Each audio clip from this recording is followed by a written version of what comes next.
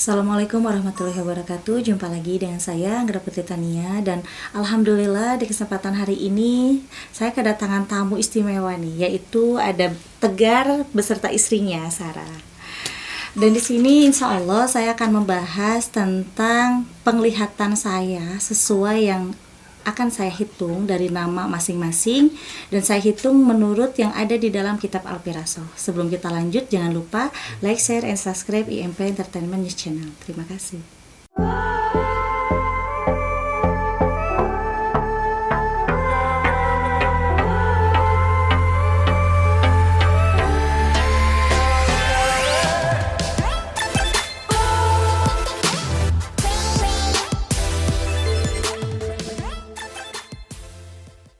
Ya pemirsa, sahabat IMP, tadi saya udah ngobrol-ngobrol sih ya sama Tegar, sama istrinya. Di sini saya ingin melihat nih, sebenarnya Tegar ini siapa, turunan dari mana, dan kedepannya akan seperti apa. Kalau di sini yang saya lihat banyak sekali ya perjalanan hidup liku-liku Tegar dengan istrinya, dan banyak sekali hinaan, cacian, cemoohan dari orang. Tapi sebenarnya Tegar ini turunan dari leluhurnya ya, turunan dari orang-orang yang sangat istimewa. Dari mamahnya masih ada keturunan dari para waliullah. Itu masih ada keturunan antara seberang dan juga Kesultanan Cirebon gitu. Tapi itu ketahuannya mulai dari Uyut ke sana ya, dari Uyut ke atas. Kalau kesininya karena memang nggak begitu dekat lah. Jadi kalau Sundanya itu Poeken Obor gitu pemirsa. Poeken Obor, oh iya. Kalau untuk rezeki sih yang saya lihat Tegar ini rezekinya bagus, cuman selalu terhambat di pertengahan jalan karena terlalu banyak yang iri kepada Tegar. Iya, selalu itu. Dan dalam segi penyakit pun juga Tegar ini sering terasa di bagian kepala. Sering pusing dan sering berat. Kadang itu suka berontak hati dan pikiran juga secara tiba-tiba. Itu sebenarnya bukan penyakit medis sih, karena ada yang mengganggu di dalam diri Tegar akibat dari orang-orang yang zalim gitu. Nah mungkin sekarang Tegar sama Sarah mau tanya, insya Allah saya jawab. Iya nih. Siapa dulu mau nanya, siapa dulu? Aku dulu apa kamu dulu? Aku dulu. Ya kenapa gitu? Sekarang ini banyak banget yang orang-orang ngejolimin Tegar gitu. Sampai-sampai ya seperti ini itu sih. Itu yang Tegar pengen ngomongin. Jadi Tegar ini sebenarnya orangnya terlalu baik kepada siapapun. Jadi terlalu percayaan. Makanya dengan kebaikannya Tegar selalu dimanfaatkan oleh orang-orang yang gak bertanggung jawab, yang ingin memanfaatkan kebaikannya Tegar. Tapi Tegar juga gak usah berputus asa gitu ya, gak usah berkecil hati. Karena yang saya lihat ke depannya Tegar itu karirnya bakal bagus di mulai pertengahan 2022 sampai ke 2024. Insya Allah nanti akan ada rezeki yang tak terduga yang akan Tegar terima itu dalam segi karir. Insya Allah ya Allah, amin. Mudah-mudahan dilancarkan segala urusannya. Amin. Sudah saatnya kita bangkit. Harus bangkit lagi. Yang harus diwaspadai Tegar dari segi apa? Jadi yang harus diwaspadai Tegar itu karena sekarang ini kan Tegar tuh mempunyai teman dekat yang di depan itu seperti baik, padahal di belakang itu yang menjatuhkan Tegar secara dengan pembicaraannya dia. Jadi dia itu bisa dikatakan menyebarkan berita bohong tentang Tegar gitu. Intinya Tegar gak usah terlalu percaya kepada siapapun, tetap jaga jarak, dan intinya Tegar tuh gak boleh mempunyai sifat dendam kepada orang-orang yang udah menzalimi Tegar. Iya. Memang sih suka kerasa ada beberapa teman-teman yang memang suka baik di depan tapi belakangnya dia nggak baik gitu. Jadi kalau yang saya lihat ya, udahlah cukup penderitaan dan kesedihan Tegar itu, karena yang saya lihat dari kecil sampai Tegar kemarin-kemarin ya sebelum menikah itu banyak sekali kesedihan daripada kebahagiaan. Mulai dari problem keluarga ya waktu Tegar kecil, terus kesininya juga memang ujiannya selalu dari keluarga. Setelah Tegar muncul di TV itu ujiannya dari orang-orang terdekat yang memang pura-pura baik kepada Tegar, di belakang itu malah menjatuhkan gitu. Jadi sekarang ini Tegar setelah menikah dengan Sarah itu sebenarnya cocok ya, bagus. Karena Sarah pun juga mencintai, menyayangi Tegar tuh sepenuh hati, ikhlas tanpa pamrih. Makanya ini kan pernikahan baru sumur jagung ya. Intinya kita harus tetap sabar sih, tetap sabar, saling support, dan insya Allah setelah menikah ini akan ada kebahagiaan di depan, yaitu Amin, yang tadi ya amin. di pertengahan 2022 itu akan muncul kembang-kembangnya untuk mendapatkan karir yang bagus dan rezeki yang banyak. Amin ya Allah, semoga. Aku mau nanya, Iya boleh. tadi kan Teteh, aku manggil Teteh aja. Teteh kan tadi bilang Tegar tuh sering kerasa dari kepala dan memberontak gitu. Iya. Karena pun saya sebagai istri yang tinggal tiap hari bareng dengan Tegar tuh memang merasa seperti itu. Iya. Terkadang hatinya tuh seperti ini, tapi yang diucapkan seperti ini, pikirannya seperti ini, beda-beda. Dan memang kalau di segi medis sih aman-aman aja. Betul. Nah, saya ingin tahu gitu, apa sih sebenarnya gitu loh yang bikin Tegar seperti itu. Jadi sebenarnya ini ada sama-sama seniman ya, sama-sama seniman yang ingin mendolimi Tegar supaya Tegar ini sakit, tidak bisa berkarya. Karena orang itu iri, tidak mau tersaingi oleh Tegar, gitu. Apakah itu dekat gak sih sama Tegar sebenarnya? Iya, dekat kan? Sebenarnya dekat, Oh, dekat. bukan orang jauh. Laki-laki perempuan. Jadi yang mendolimi Tegar ini laki-laki. Ciri Kalau ciri-ciri sih sebenarnya dalam hati masing-masing pun juga sebenarnya udah mengetahui siapa sih orangnya, gitu. Udah ada kecurigaan. Mungkin Tegar lebih tahu lah. Oh. Saya juga tahu Iya, nggak iya. ada sama sekali ngeblank. Tegar tahu siapa itu. Tapi itu maksudnya seniman tuh kan ada seniman yang memang udah sering ke TV, ada yang Iya. seniman hanya di kota gitu loh. Itu gimana ya? Nah ini yang dolim ke Tegar itu bukan yang sering di TV, Oh iya. tapi yang di kota. Oh, yang cuma di kota aja gitu. Iya, Oh, cuman karena oh. memang iri lah dengan apa yang Tegar punya ya, karena Tegar ini kan punya ciri khas. Kalau nyanyi itu punya ciri khas, orang tuh tahu kalau misalkan gak lihat orangnya, tapi dengar suara Tegar itu tahu, oh ini Tegar gitu kan. Terus Tegar tuh punya kelebihan juga dari suara, itu mempunyai suara yang bagus. Nah dia itu memang iri karena maunya tuh dia yang bisa lebih dari Tegar, tapi tetap dia tuh nggak bisa karena dia mempunyai hati yang jelek kepada siapapun, termasuk kepada Tegar. Tapi yang jelas sih Tegar tahu siapa itu orangnya. Ya berarti kan walaupun udah tahu, kita doakan aja semoga orang itu bisa mendapatkan hidayah ya Iya. dari Allah dan bisa disolehkan lah supaya bisa menjadi baik kepada kita. Iya, dan gitu. juga Tegar juga nggak mau zolim juga ya kan. Betul. Iya, jangan dendam Iya, lah intinya, kita iya. doain aja. Kita semoga mah dia cukup sadar tahu aja, gitu iya. ya. Intinya sih itu Tegar mah cukup tahu aja. Perjalanan hidup Tegar dari mulai kecil yang benar-benar sangat prihatin gitu ya. Sampai sekarang pun juga belum sih menemukan rezeki yang banyak atau kebahagiaan. Tapi di sini kita harus melihat contoh dari Kanjeng Sunan Kalijaga. Kanjeng Sunan Kalijaga pun juga itu kan dari kecil sama sejarahnya kurang lebih sama lah dengan Tegar ya, mempunyai problem di dalam keluarga yaitu orang tua. Tetapi Kanjeng Sunan Kalijaga itu sabar, tidak pernah membalas perbuatan jahat dari seseorang lah intinya gitu. Dan kesini Kanjeng Sunan Kalijaga pun juga di saat remaja itu mendapatkan ujian yang sangat pedih. Pernah dibawa oleh seseorang yang memang seseorang itu dianggap baik oleh Kanjeng Sunan Kalijaga, tetapi ternyata Kanjeng Sunan Kalijaga itu dijerumuskan di situ. Pada saat dijerumuskan, alhamdulillah tidak mempunyai dendam. Kalau sakit hati itu pasti ya, tapi dia hanya mengeluh kesah dan memohon kepada Allah untuk bisa lepas dari penderitaan itu. Ya kurang lebih sama lah ya dengan Tegar gitu. Ya sih, mampir Tegar itu kan. Iya, nggak apa-apa.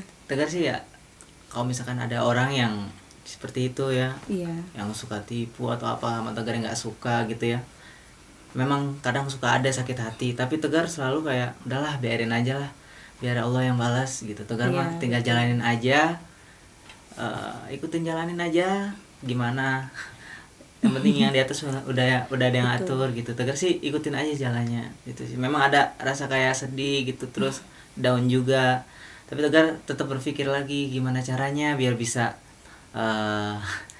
tunjukin bahwa Tegar tuh memang bisa lebih dari dia gitu loh. Yang suka jelek-jelekin Tegar itu banyak banget. Iya. Mm-mm. Jadi kemarin itu dalam segi karir ya, Tegar ini belum menemukan orang yang tepat yang membimbing ke jalan yang baik gitu. Iya. Jadi kebanyakan orang-orang itu membimbingnya itu dengan memanfaatkan Tegar, menipu gitu kan, terus membohongi.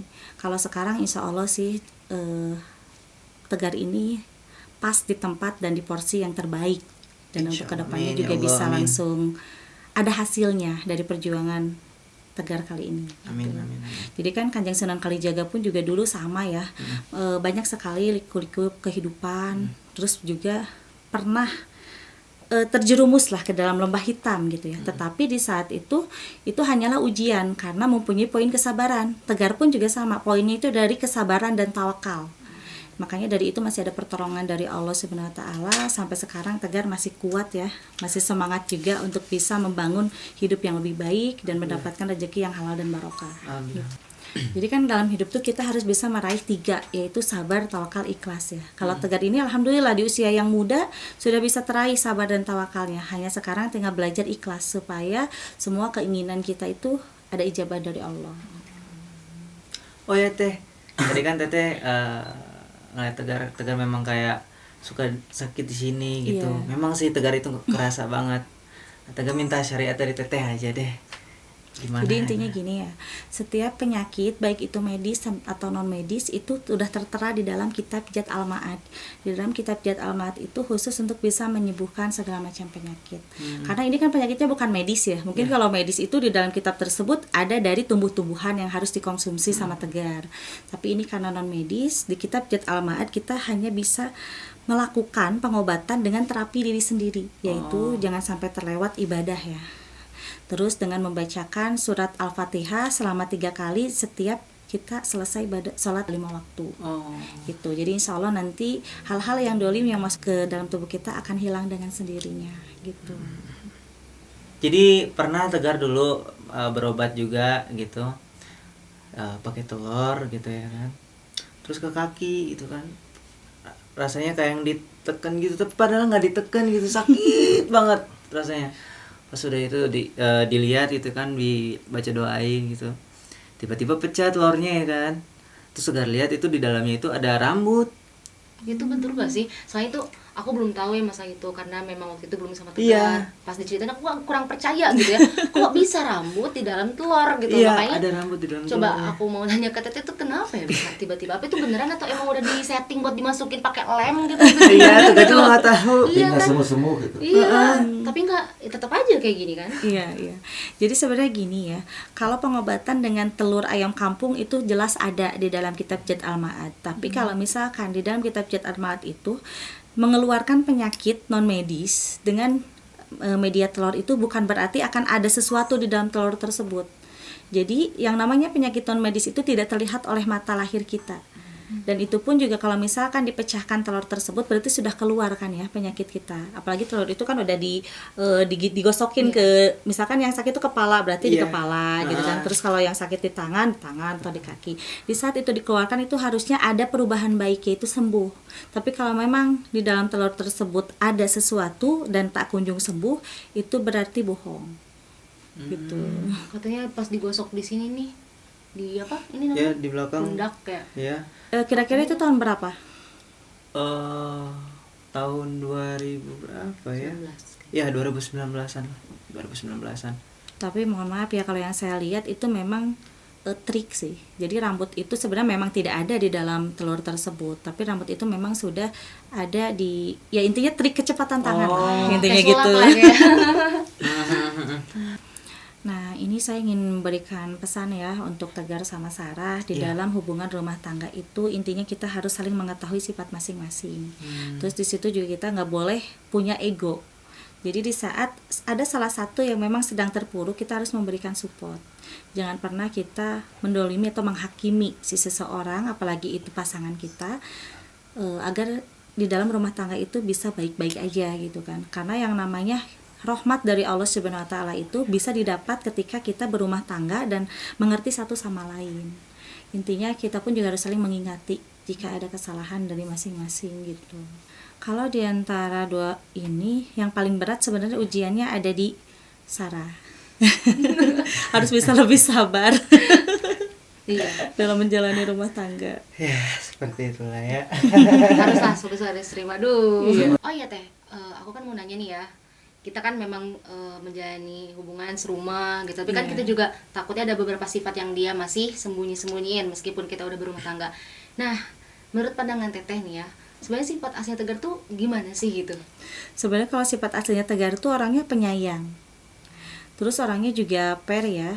nggak pernah punya sifat dendam, nggak pernah punya sifat jelek kepada siapapun, selalu positive thinking aja, orangnya masa bodohan gitu. Iya, betul sekali sih itu. benar Masa banget. bodohan. Benar Dan banget. sebenarnya ke istri itu punya rasa sayang yang lebih, tapi belum bisa memperlihatkan secara langsung gitu. Jadi kadang suka menyembunyikan rasa sayang itu, rasa cinta itu. Gengsi atau gimana nih? Kadang suka malu sih gitu. Lagi-lagi mah jangan gengsi dong. Saya Aku tuh ngerasa belak-belakan. gitu. Iya Aku tuh sih. ngerasa disayang gitu. Iya. Kan kalau Sarahnya itu udah benar-benar memperlihatkan ya, Iya. udah benar-benar memperlihatkan. Tapi kalau Tegar ini masih menyembunyikan, Kayak gitu deh. masih belum full untuk memperlihatkannya sih. Tapi jangan khawatir, kalau untuk kesetiaan itu di Tegar benar-benar sangat luar biasa ada lah. Jarang ya, kalau laki-laki lain kan sekarang hanya lagi pacaran aja setianya. Setelah menikah itu kan bisa berbelok lah. Kalau Tegar insya Allah setia. Apalagi kan sekarang udah dikaruniai anak ya. Iya, alhamdulillah. Justru itu yang menjadi penguatnya. Apalagi kan dulu putusnya tahu jodoh mau kemana, tahu balik Betul. lagi. Iya, alhamdulillah. Makanya. Kenapa ya? Nggak tahu. Kalau dihitung dari huruf hijaiyah dari nama masing-masing ya, itu insya Allah jodohnya panjang. Amin. Walaupun nanti di kemudian hari akan ada ujian ya, ujian yang sangat berat dalam kehidupan rumah tangga, bahkan sampai di ujung tanduk. Tapi tidak akan pernah bisa untuk terlepas atau terpisah, karena memang jodohnya panjang dan jodohnya juga kuat. Seperti yang sudah udah ya kita Iya, ya. Mau makanya. gimana pun juga balik lagi dari Iya. zaman pacaran gitu ya. Aduh. Kalau yang suka sih ke Tegar itu ada ya, bahkan bukan satu orang, lebih dari 3 orang lah, lumayan banyak gitu. Wow. Cuman masih masih memendam, belum belak-belakan ke Tegar gitu, karena memang dia tahu kan kalau Tegar itu sekarang udah punya istri. Cuman sekarang itu hanya mengagumi dan berusaha. Cuman ada salah satu ya yang ingin berusaha mencuri atau mencari kesempatan. Wah, ada Udah tahu itu. banget itu. Udah tahu banget ya. Udah tahu banget kita. Udah tahu banget itu, udah tahu banget. Aduh. Ini Karena itu ulang tahun. karena itu memang apa ya? Dianya tuh emang ngeliatin gitu. Iya. Iya. Dan aku tahu itu siapa. Nggak tahu siapa itu. Parah banget sih ya. Kita doain biar dia tuh. Ya biar dia cepet sadar aja. Ya, cepat sadar sadar lah, ya benar. dan tahu diri gitu. Iya, makanya. Nggak usah. Jangan. Jadinya kalau untuk keikhlasan itu memang itu tidak bisa dipaksa oleh siapapun ya, karena keikhlasan itu akan timbul dengan sendirinya di dalam hati kita. Di saat kita disakiti, terus diapain oleh orang, dizalimi, intinya kita memang harus ikhlas 100% tanpa adanya rasa sakit hati. Nah, itu baru yang namanya ikhlas. Dan dalam segi apapun kita harus wajib bersyukur ya dalam menerima rezeki, mau kecil mau besar atau mau sedang gitu, tetap kita harus syukuran lah, bersyukur. Terus kita harus bermuhasabah diri juga supaya kita itu kedepannya itu tidak pernah melakukan lagi kesalahan-kesalahan yang fatal, baik yang disengaja ataupun yang tidak disengaja gitu. Nah, sekarang tinggal yang harus yang harus ditekuni ya, itu dalam segi ibadah jangan sampai tertinggal lah yang 5 waktu, karena itu kan kewajiban ya.